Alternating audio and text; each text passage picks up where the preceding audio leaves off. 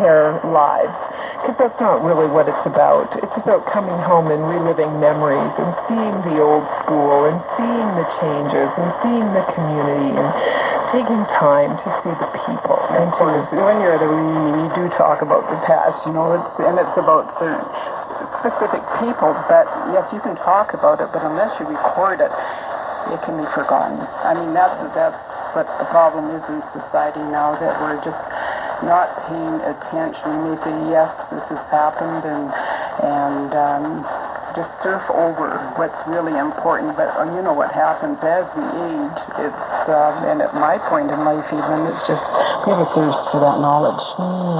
Very much so. And you know what happens too, again, as people die, family members. I was going to say, the mortality is a reality. We're now looking at the fact that as we grow and as we mature, we've come into a season of our life where we are seeing people that are starting to pass on and starting to leave stories untold. For sure. To die with their dreams within them.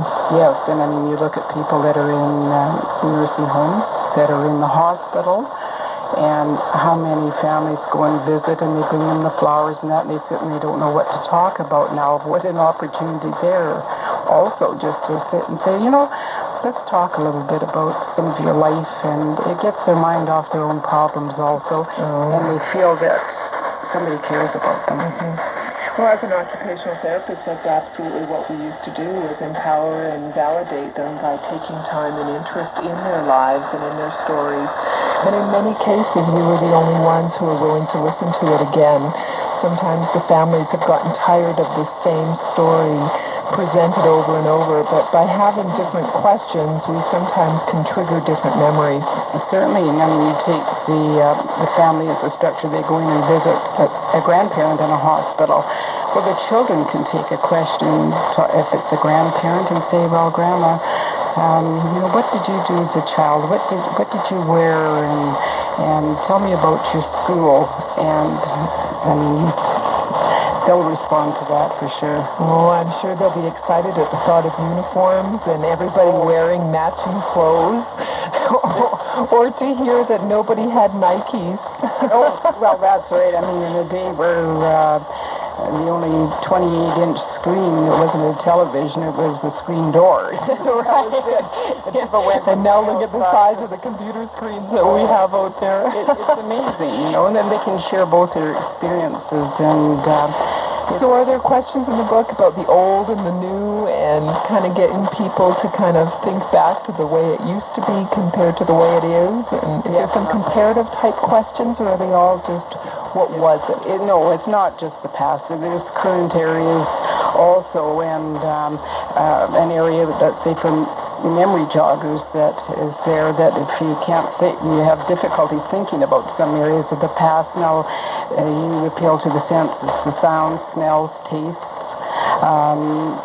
Now I'm sure that you could remember a story yourself about burning leaves or preserves, you know, your mother doing preserves in the past, or a train whistle, Christmas carols and singing, and just all of a sudden the memories flow out when you think of, in all these areas, birds in the springtime.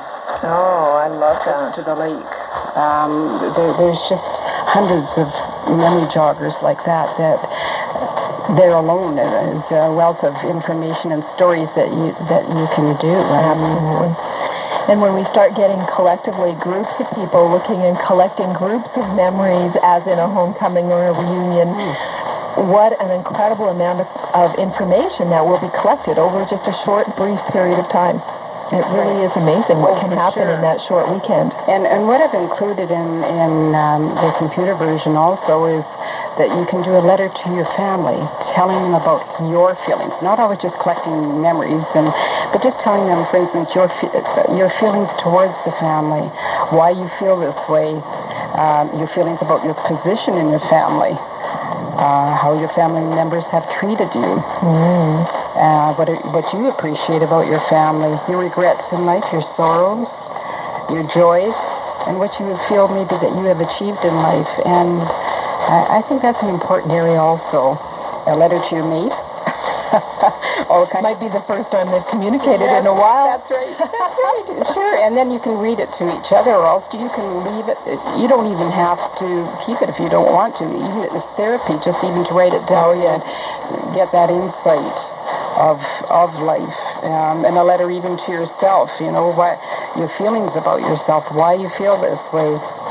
Well, when I think about what we can do with just those two questions, it excites me. And so when we come back, I think you and I should try to address those last two questions and just let people see what we're talking about. We're going to invite you to stay with us. This is Lori Runzer on One Family at a Time, right here on 630 CHED. 630 CHED presents What's Up with